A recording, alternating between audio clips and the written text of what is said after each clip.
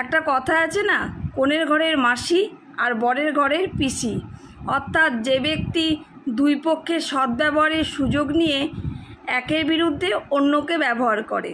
তুমি ভাববে সে হয়তো খুব ভালো, তুমি তাকে ভালোবাসবে, ভালো ব্যবহার করবে এবং তুমি ভাববে সে হয়তো তোমার খুব শুভাকাঙ্ক্ষী, কিন্তু ঠিক পিছন ফিরতেই অন্য পক্ষের কাছে গিয়ে এক পক্ষের বদনাম করবে।